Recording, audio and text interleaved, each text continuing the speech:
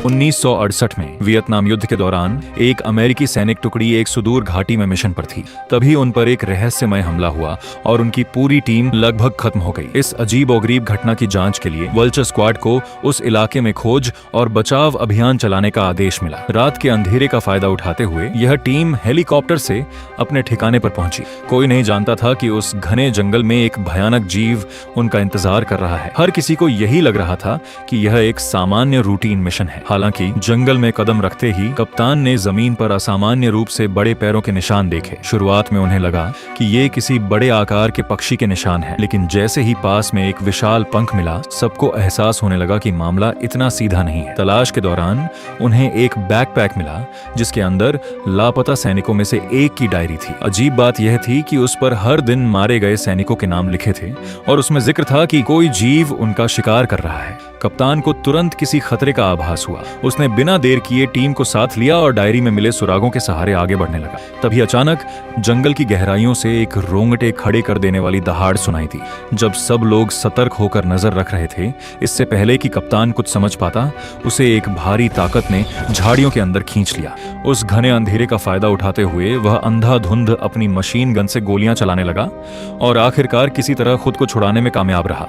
जब बाकी सैनिकों ने उसे ढूंढ निकाला तो कप्तान ने डरते हुए बताया कि हमलावर कोई जंगली जानवर था। अंधेरा होने के कारण वह उसे देख नहीं पाया था। बाकी लोगों ने अंदाजा लगाया कि शायद वह कोई टाइगर रहा होगा। इसी दौरान रूसी सैनिकों की एक टुकड़ी भी उसी इलाके में गश्त कर रही थी। अमेरिकी सेना की गोलियों की आवाज सुनकर उन्होंने तुरंत तलाशी शुरू कर दी, लेकिन उन्हें इस बात की बिल्कुल भनक नहीं थी कि एक विशाल साया अंधेरे से उन पर नजर रख रहा है। एक रूसी सैनिक बस कुछ पल के लिए रुका ही था कि घात लगाकर बैठे डायनासोर ने उसे एक ही बार में निगल लिया। जब तक उसके साथियों को कुछ गड़बड़ होने का एहसास हुआ, उन्हें सिर्फ एक जर्जर शव मिला। रूसी सैनिकों को लगा कि यह अमेरिकी सेना की करतूत है। वे इस बात से बेखबर थे कि इससे भी बड़ा खतरा उनके बिल्कुल करीब मंडरा रहा है। इस बीच अमेरिकी सैनिक बेहद सावधानी से आगे बढ़ रहे थे। तभी अचानक एक विशालकाय दांत ने एक सैनिक का ध्यान अपनी ओर खींचा। इस अजीब खोज ने सभी को असहज कर दिया। एक टीम सदस्य ने मिशन छोड़ बेस पर वापस लौटने का सुझाव दिया, यह कहने के लिए कि जंगल में कोई नहीं मिला। लेकिन कप्तान ने मिशन को पूरा करने की जिद की। जब वे एक सुरंग की तलाशी ले रहे थे तो अचानक एक टीम सदस्य का शव सामने आया। उसका पूरा शरीर अजीबोगरीब घावों से भरा हुआ था और ये घाव स्पष्ट रूप से इंसानों द्वारा नहीं बनाए गए थे। जैसे जैसे वे सुरंग में गहराई तक गए, उन्हें आखिरकार सच्चाई का पता चल गया। एक जीता जागता डायनासोर अचानक सामने आ गया। डरे हुए टीम के सदस्यों ने बंदूकें उठाकर गोलियां चलाईं। गुफा में छिपे हुए डायनासोरों की संख्या बहुत अधिक थी। वे लड़ते लड़ते पीछे हटने लगे और हमला करने वाले डायनासोरों पर अपनी पूरी ताकत से गोलियां बरसाने लगे। अंधेरी सुरंग में हर कोई बहुत जल्दी अलग थलग हो गया। मुश्किल से कुछ डायनासोरों को पीछे धकेलने के बाद कप्तान और एक अन्य टीम सदस्य एक गुफा में छिप गए। आखिरी छोर पर पहुंचने पर पता चला कि यह तो डायनासोरों का घोंसला था।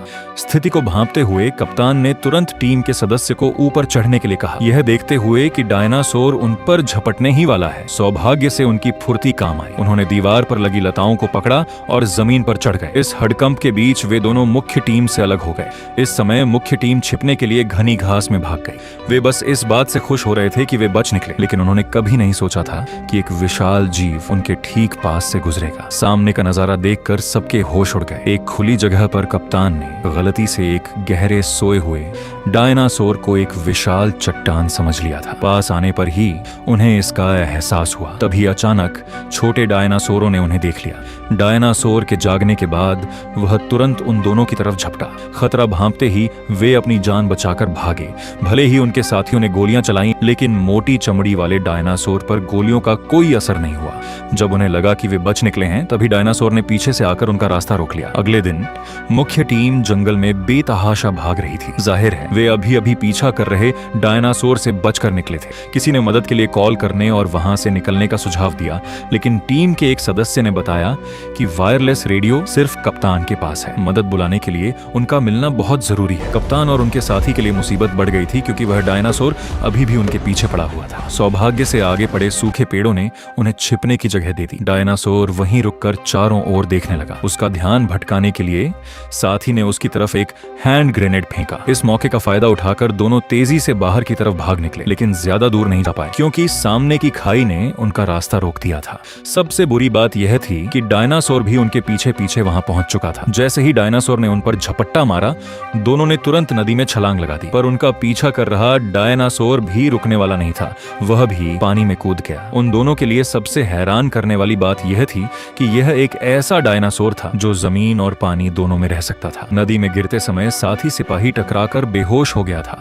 टीम लीडर डायनासोर से बचते हुए उसे किनारे की तरफ खींचने लगा। इस संकट की घड़ी में सोफिया नाम की एक महिला वहां आई और उसने दोनों को सुरक्षित बाहर निकलने में मदद की। सोफिया को अमेरिकियों का इस तरह घबराना और लाचार दिखना अच्छा लगता था। इसके तुरंत बाद उसने उन दोनों को जानकारी दी कि ये डायनासोर दरअसल टायरेनोसोरस रेक्स टी-रेक्स हैं। टीम लीडर ने गुस्सा जताते हुए कहा कि इन्होंने उसके साथी की जान ले ली। सोफिया ने बताया कि कुछ ही दूरी पर मौजूद बेस सुरक्षित है और फिर वह उन दोनों को अपने साथ वहां ले गई। इसी दौरान मुख्य सेना की टुकड़ी जंगल में उन दोनों को काफी मुश्किल से तलाश कर रही थी। वहां तरह तरह के डायनासोर एक एक करके सामने आ रहे थे। खुशकिस्मती से इस बार उनका सामना जिन डायनासोरों से हुआ वे स्वभाव से शांत थे, खासकर वे विशालकाय ब्रेकियोसोरस लंबी गर्दन वाले डायनासोर जो बिना कोई नुकसान पहुंचाए सेना के पीछे पीछे शांति से चल रहे थे।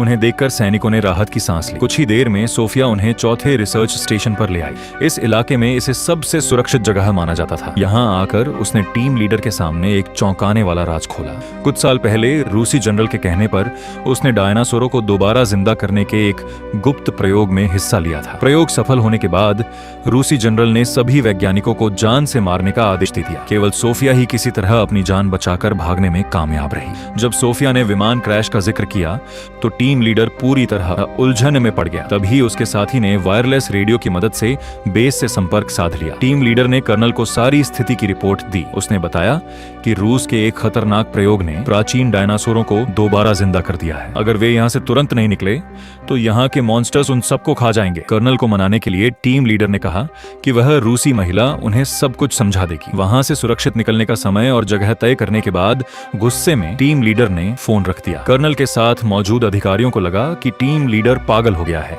लेकिन रूसियों के इस प्रयोग की बात ने उन्हें चिंता में डाल दिया था। सच्चाई का पता लगाने के लिए कर्नल आखिरकार बचाव के लिए एक हेलीकॉप्टर भेजने के लिए राजी हो गया। रास्ते में सोफिया उन दोनों को डायनासोरों के बारे में बताती रही। अब तक उन्हें जितने भी डायनासोर मिले थे वे सभी शांत स्वभाव के थे। इसी बीच घास के मैदान में अमेरिकी सेना और रूसी सैनिकों की एक छोटी टुकड़ी का आमना सामना हो गया। दोनों तरफ से होने वाली गोलीबारी की आवाज ने तुरंत टीम लीडर का ध्यान अपनी ओर खींचा। जब दोनों गुटों के बीच भीषण लड़ाई चल रही थी तभी अचानक आसमान में टेरोसोरस उड़ने वाले डायनासोर का एक झुंड आ पहुंचा। वे सैनिकों के सिर के ऊपर मंडराने लगे और देखते ही देखते वह युद्ध का मैदान एक शिकारगाह में बदल गया था। यह मंजर देखकर अमेरिकी सैनिक तुरंत वहां से पीछे हट गए।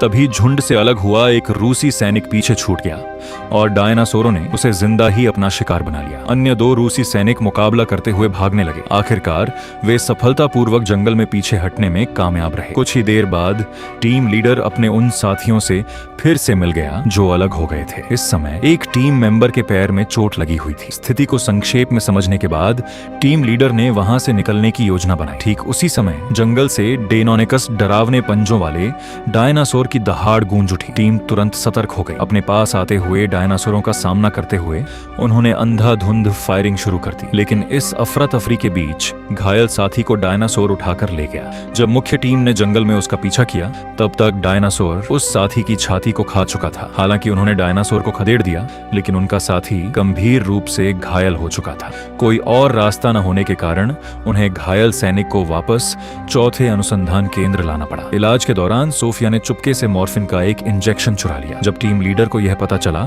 तो उसने इस बारे में पूछताछ की। तब जाकर सोफिया ने धीरे धीरे सारा सच बयां किया। वह मूल रूप से एक जीवाश्म वैज्ञानिक थी, लेकिन उसे वर्महोल के टकराव से जुड़े प्रयोगों में भाग लेने के लिए मजबूर किया गया था। अगर यह प्रयोग सफल हो जाता तो वे टैंकों को सीधे व्हाइट हाउस के दरवाजे तक ले जा सकते थे, लेकिन चीजें वैसी नहीं रहीं जैसी सोची गई थी। इस प्रयोग ने प्राचीन काल के डायनासोरों को यहाँ पहुंचा दिया और उसके पति को भी जनरल द्वारा मार दिया गया था। सच सामने आने के बाद टीम लीडर को पता चला कि रूसी जनरल उस टकराव वाली मशीन को दोबारा बना रहा है ताकि एक और भी बड़ा वर्महोल खोला जा सके। हालांकि यह रात बिल्कुल भी शांत नहीं थी। खून की गंध ने डायनासोरों को वहां आकर्षित कर लिया था। डायनासोरों ने घर के अंदर घुसने की कोशिश की, लेकिन टीम की गोलाबारी उन्हें काबू में करने के लिए काफी नहीं थी। यह देखते हुए कि डायनासोर खिड़की तोड़कर अंदर घुसने ही वाले हैं, इस नाजुक मोड़ पर सोफिया उन्हें एक गुप्त रास्ते से बाहर ले गई। बाकी सभी को सुरक्षित निकालने के लिए घायल सैनिक ने बम विस्फोट कर दिया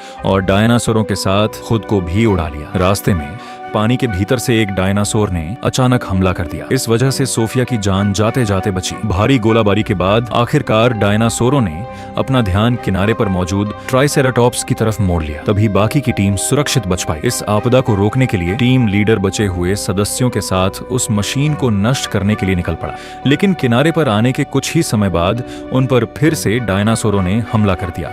कई सैनिक डायनासोरों का निवाला बन गए थे। रात के अंधेरे का फायदा उठाकर टीम लीडर अपनी छोटी टीम के साथ रूसी सैन्य बेस में घुस गया। जब वे विस्फोटक लगा रहे थे तभी एक टी-रेक्स बेस के अंदर घुस आया। हालांकि इंसानी गोलियों का उस पर कोई असर नहीं हुआ। कई सैनिक उस विशाल टी-रेक्स का भोजन बन गए। अफरा तफरी के बीच अमेरिकी सेना ने भी खुद को उजागर कर दिया। इस भीषण गोलाबारी में उन्हें न केवल रूसी सैनिकों का मुकाबला करना था, बल्कि बेस के अंदर घूम रहे टी-रेक्स से भी हर वक्त सावधान रहना था। एक जोरदार धमाके के साथ इस मिलिट्री बेस को सफलतापूर्वक तबाह कर दिया गया। हालांकि सोफिया को जिस बात का डर था, आखिरकार वही हुआ। जब वे लैब में पहुंचे तो कोलाइडर पहले ही चालू हो चुका था। रूसी जनरल ने गद्दार सोफिया को ताना मारा, लेकिन इससे पहले कि वह अपनी बात पूरी कर पाता, अमेरिकी कैप्टन ने सीधे गोली चलाकर उसे ढेर कर दिया। इसके तुरंत बाद सोफिया ने कोलाइडर की बिजली काट दी, लेकिन अगले ही पल डायनासोरों का झुंड बेस के अंदर घुस आया। इस भगदड़ में कुछ और लोग भी डायनासोरों का निवाला बन गए। अब और कोई रास्ता नहीं था, इसलिए सबको बेस के अंदरूनी हिस्से की तरफ भागना पड़ा। मगर फुर्तीले डायनासोरों ने उनका पीछा नहीं छोड़ा। अपने साथियों को सुरक्षित निकालने के लिए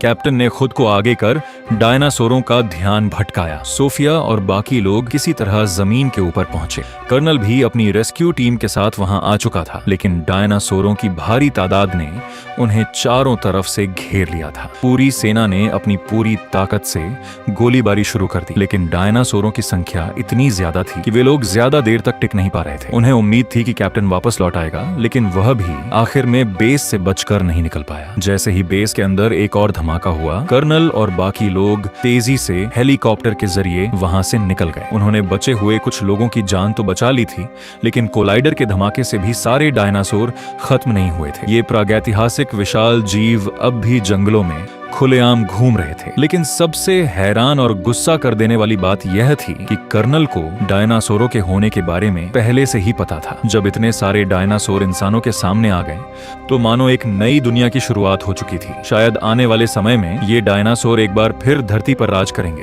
ऐसे में इन छोटे और बेबस इंसानों का क्या होगा? पूरे मानव जाति अब खतरे में पड़ गई और इसी के साथ कहानी भी खत्म हुई।